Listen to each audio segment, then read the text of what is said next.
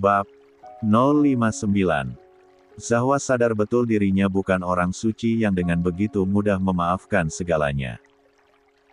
Dia tadi meminta maaf, namun sampai detik ini, perlakuan mereka masih tidak bisa Zahwa berikan hal yang sama, namun pikiran untuk membalas itu yang pernah terbesit di dalam kepala, dirinya coba kubur dalam-dalam. Zahwa percaya akan karma dan biarkan hal tersebut yang berbicara nantinya. Sekarang, Zahwa kembali menuju kos Bella. Mengambil semua barang-barangnya yang dia sudah masukkan ke dalam satu koper besar, juga tas ransel. Sebab sekarang, Zahwa akan kembali ke tempat masa kecilnya. Beristirahat sejenak juga menjalankan apa yang Wirya mau, menyembuhkan diri sendiri. "Entar gue pasti bakalan mengunjungi lo, Han," ucap Bella sambil membantu membawakan tas ransel milik Zahwa keluar kos, di mana mobil yang sudah Zahwa pesan untuk mengantarnya ke stasiun sudah siap di luar sana. Zahwa tersenyum tipis. "Aku bakal nungguin itu, Bel." Bella nampak menghela napas, dia meremas pundak Zahwa sembari tersenyum sendu. "Semoga bisa cepat selesai ya, Han," lirihnya. Syarat akan makna yang Zahwa angguki dengan senyum yang makin melebar, mencoba untuk tak menunjukkan kesedihan pada sang sahabat. "Itu juga yang aku harapkan untuk kamu, Bel." "Aduh, kok jadi sedih ya?" Bella menggerutu dan Zahwa akhirnya memilih terkekeh pelan. Mereka berdua saling berpelukan, lalu setelahnya, Zahwa segera masuk ke dalam mobil dengan hanya terus-terusan diam termenung hingga sampai ke stasiun, bahkan ketika beberapa jam kemudian, dia sampai di kota kelahiran juga. Tempatnya dibesarkan. Melihat kembali pelang panti asuhan juga bangunan di hadapan yang kini agak berubah sebab sudah banyak melakukan renovasi, menghadirkan rasa emosional sendiri di dalam hati Zahwa. Baru saja sampai di depan pagarnya, suara teriakan anak-anak yang menyerukan namanya dengan bahagia membuat Zahwa tidak bisa jika tidak merasakan hal yang sama. Kebahagiaan pertamanya sejak berhari-hari yang jalu dirundung duka.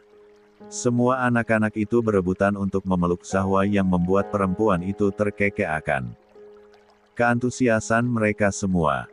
Sudah. Kak, Zahwanya masuk dulu ya, anak-anak. Kakak pasti capek, Bunda Lia menegur yang membuat Zahwa akhirnya baru bisa lepas dari hadangan para adik-adiknya itu.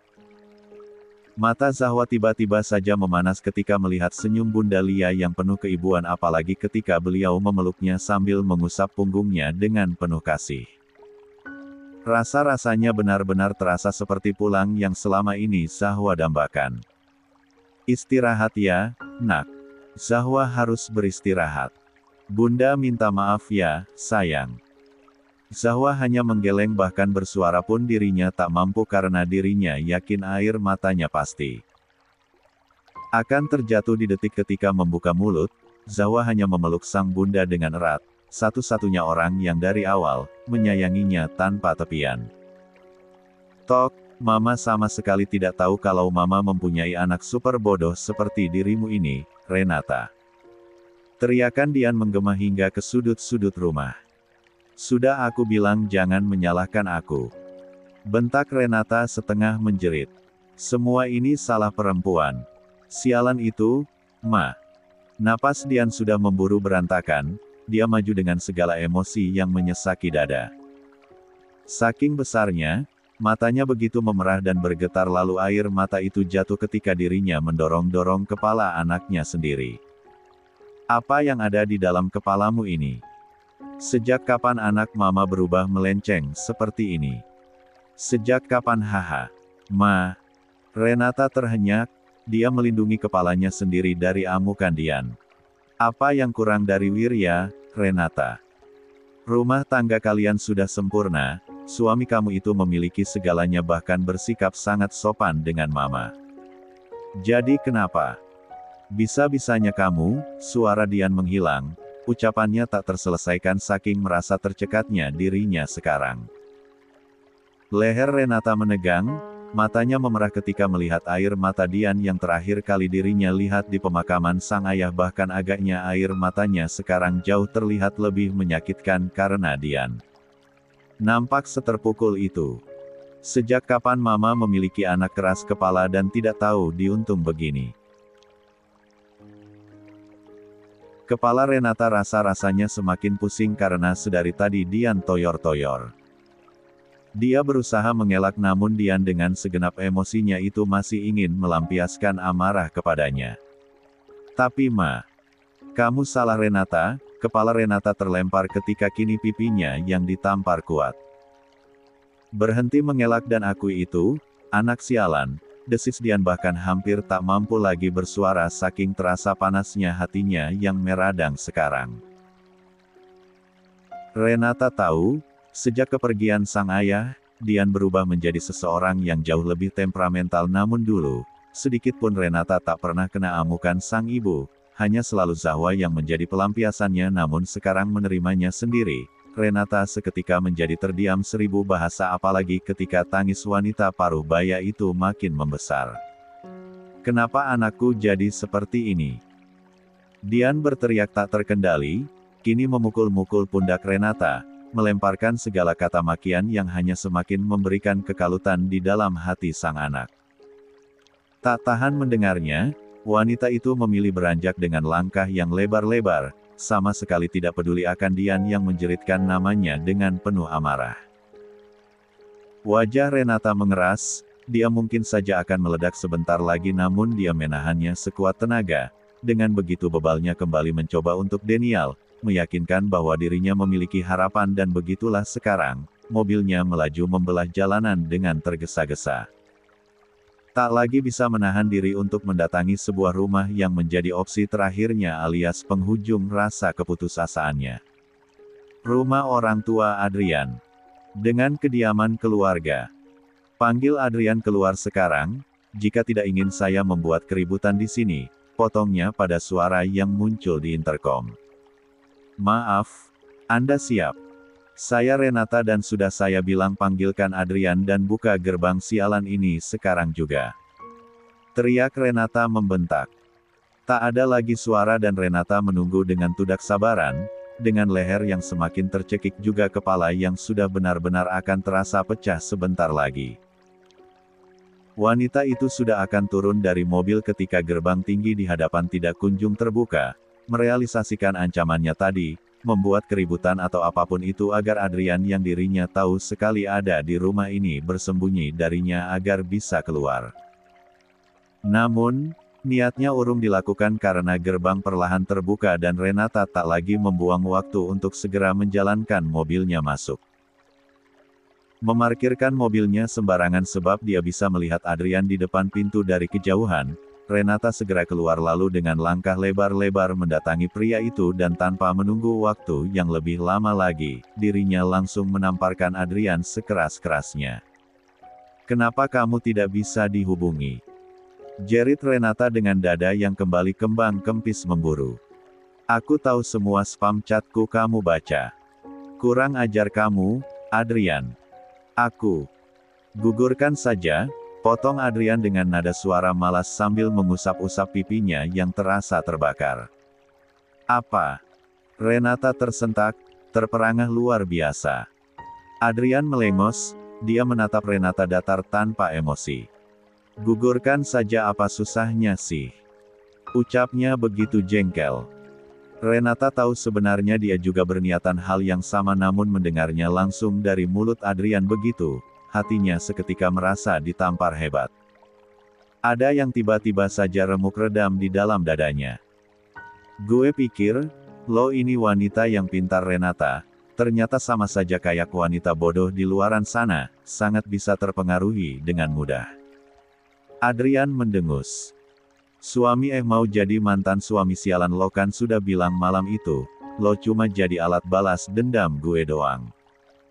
Dengan mudahnya kalimat itu keluar dari mulut Adrian. Sialnya gagal, brengsek, hidup gue sudah hancur sekarang jadi mending lo pergi aja. Gue pusing. Jangan bikin masalah gue bertambah saja deh. Mulut Renata terbuka, tubuhnya bahkan termundur ketika kalimat yang terasa begitu menghinanya itu Adrian ucapkan dengan begitu entengnya. Lo pikir gue diam selama ini karena sabar menghadapi perlakuan Elo? Yang enggak lah, siapa coba yang bisa tahan dengan wanita yang pengennya dimengerti saja tanpa mau memberikan timbal balik? Adrian menatap Renata jengah. Gak ada, Renata. Gak ada pria manapun yang bakalan suka dengan wanita super bossy menyebalkan yang congkak banget kayak lo. Jadi, lo pergi sekarang dan berhenti ganggu. Adrian hanya berdecak ketika Renata menamparnya sekali lagi, hanya bersikap biasa saja padahal wanita di hadapannya sudah putus-putus napasnya saking emosinya. Brengsek, desis Renata tak ada lagi tenaga. Sudah habis menguap akibat segalanya yang dirinya terima hari ini.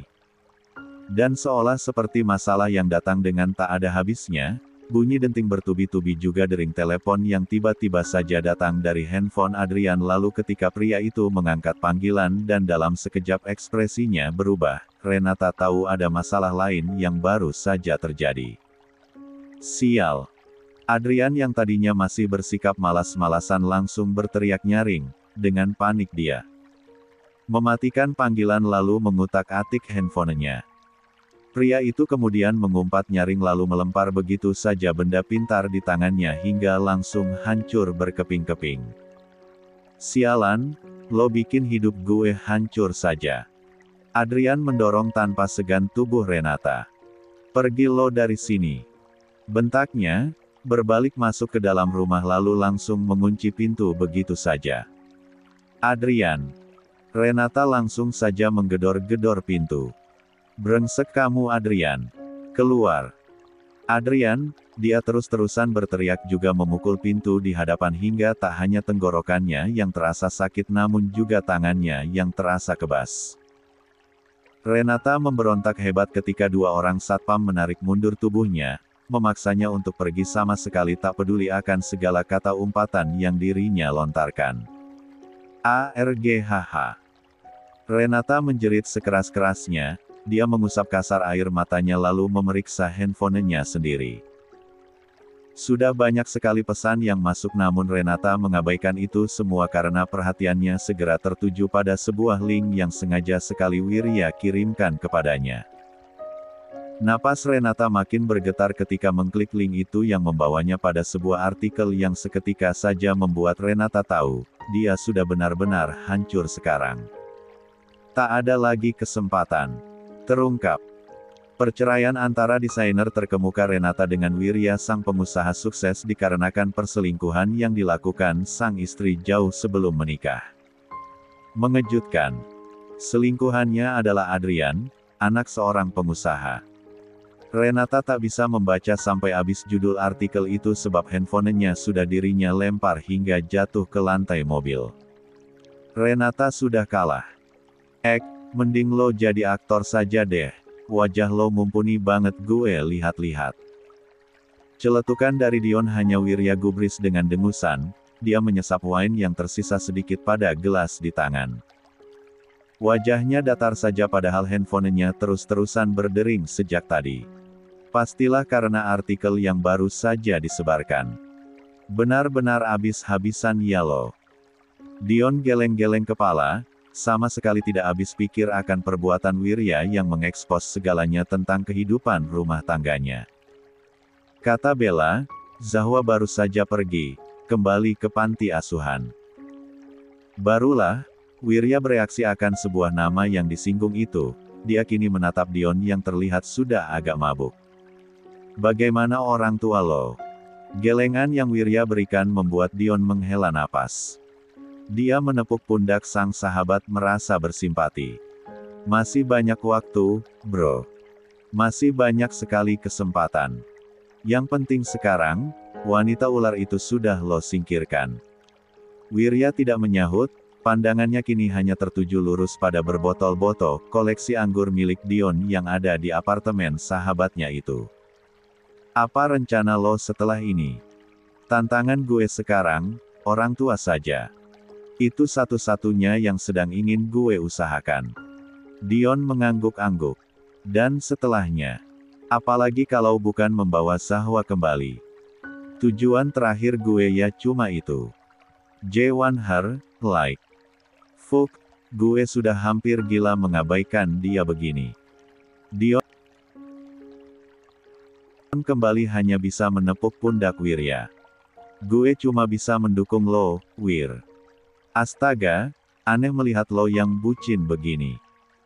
Wirha hanya melengos, dia kembali mengisi gelasnya juga gelas milik Dion dengan cairan merah pekat itu. Kapan lo menikah? Tanyanya, hanya melirik sesaat sahabatnya itu. Untuk ukuran orang yang baru tahu gue akan menikah untuk yang kedua kalinya, reaksi lo ngebosenin banget, ucap Dion tak habis pikir. Ya gimana? Gue harus salto di tengah jalan. Jawab Wirya datar. Dion mencibir namun setelahnya dia menghela napas panjang, menghabiskan minuman beralkohol tinggi yang baru saja Wirya tuangkan untuknya dalam sekali tegukan. 2 minggu lagi. Dion terdiam sejenak. Kita menikah barengan aja apa gimana ya Wir? Gila. Wirya kontan saja menyahut sambil memukul refleks Dion yang duduk di sebelahnya. Masih bisa lo bercanda di situasi ini? Ya gimana? Hidup kalau enggak dibercandain bakalan bikin gila. Dion mendesahkan napas keras-keras. Beneran tapi, Wir. Mereka kan besti tuh nah kita apalagi. Seru kayaknya. Bodoh. Kali ini Wirya langsung menempeleng kepala Dion namun dia benar-benar tak bisa menahan dengusan geli yang keluar setelahnya. Lo kacau, men, ucap Wirya geleng-geleng kepala. Dion seketika saja memutar bola matanya. Mirror please, manusia bucin yang terhormat, sarkasnya. Gue masih mending diam-diam aja, nah lo sudah jadi konsumsi publik. Asal jangan membawa-bawa nama Zahwa saja, jawab Wirya tak terlalu peduli. Hedeh, gila. Mirror please. Wirya mengulang apa yang tadi Dion ejekkan kepadanya. Kedua pria itu akhirnya sama-sama mendengus lalu kontan terdiam dengan kepala yang mereka berdua yakin sekali, begitu banyak hal yang sedang dipikirkan juga direncanakan. Visualisasi yang nampak di depan mata memang botol anggur dengan harga fantastis milik Dion namun yang tergambar di benak hanyalah Zahwa dan Zahwa saja. Yang akhir-akhir ini semakin membuat Wirya tersiksa sebab tidak bisa menemuinya. Ralat, sengaja tidak menemuinya bahkan juga sengaja membeli handphone dan nomor baru lalu membiarkan handphone lamanya mati karena Wirya begitu yakin, sekali saja dia menemui perempuan itu, maka dirinya tak akan bisa melepaskannya lagi dan itu tentu saja tidak baik untuk mereka. Zahwa, tunggu sebentar lagi. Batinnya berucap, berharap-harap kalimat itu sampai kepada orang yang dicinta. Tidur jam 8 malam dan bangun-bangun jam waker di atas nakas sudah menunjukkan pukul 11 siang adalah rekor tidur terlama di sepanjang hidup seorang Zahwa. Bagaimana bisa dirinya terlelap selama belasan jam begitu? Ketika duduk, perlu waktu yang agak banyak untuknya menyadarkan diri sepenuhnya. Rasanya seperti sudah tak melihat dunia lama sekali apalagi bangun-bangun Zahwa awalnya agak sedikit kebingungan melihat sebuah kamar yang tidak familiar karena catnya sudah berganti warna. Dan beberapa detik setelahnya, Zahwa barulah tersadar sepenuhnya kalau sekarang dia sudah ada di panti, rumah tempatnya berpulang yang sebenarnya. Jangan tanyakan bagaimana keadaan hati Zahwa sekarang karena jawabannya juga sama sekali tak Zahwa ketahui. Memanglah ada ketenangan yang hadir di dalam dada dengan kembali ke tempat penuh hangat juga kasih sayang ini namun lebih daripada itu, ada kehampaan juga kekosongan besar yang hatinya rasakan sekarang. Bunyi pintu yang dibuka dengan begitu perlahan dan hati-hati membuat Zahwa refleks menoleh. Kepala kecil Vira nampak menyembul dan dia langsung sumringah ketika melihat Zahwa yang sudah bangun. Rupa-rupanya bocah kecil itu tak datang sendirian, ada Bunda Lia di belakangnya, yang tersenyum lembut kepada Zahwa. Ah, sungguh, bangun-bangun disambut dengan begitu hangat begini rasanya luar biasa Zahwa rindukan. Adik-adik kamu dari tadi bolak-balik mengecek kamu sudah bangun atau enggak, adu Lia sambil mengusap kepala Vira yang sudah menyengir lebar kepada Zahwa. Kenapa akunya enggak dibangunkan saja Bunda? Zahwa membentangkan tangan lalu yang segera membuat Fira naik ke atas kasur lalu memeluk sang kakak. Jangan dong, kamu kemarin-kemarin pasti jarang untuk beristirahat. Jadi, Bunda biarkan saja. Di sini, kamu bebas beristirahat sebanyak apapun yang kamu mau, nak. Tidak akan ada yang bisa melarang, ucap Lia pasti. Ada sorot sendu di matanya ketika menatap Zahwa. Sekarang kamu mandi dulu ya, sudah mau masuk jam makan siang ini sebenarnya tapi Bunda siapkan sarapan dulu ya. Enggak usah, Bunda. Aku bisa menyiapkannya sendiri, tolak Zahwa merasa tidak enak. Lia sudah mengurus banyak sekali anak-anak panti dan Zahwa tidak mau membuatnya makin kerepotan. Sudah, kamu jangan banyak protes. Mulai sekarang, Bunda akan memasak masakan yang enak untuk kamu setiap hari, biar Zahwa di sini istirahat total dan bersenang-senang saja. Sudah cukup bekerja keras untuk adik-adiknya. Zahwa masih anak kecil bagi Bunda, Bunda nggak mau membuat kamu sampai mengabaikan diri sendiri lagi demi adik-adik, ucap Lia dengan suara yang tercekat juga mata yang nampak jelas berkaca-kaca.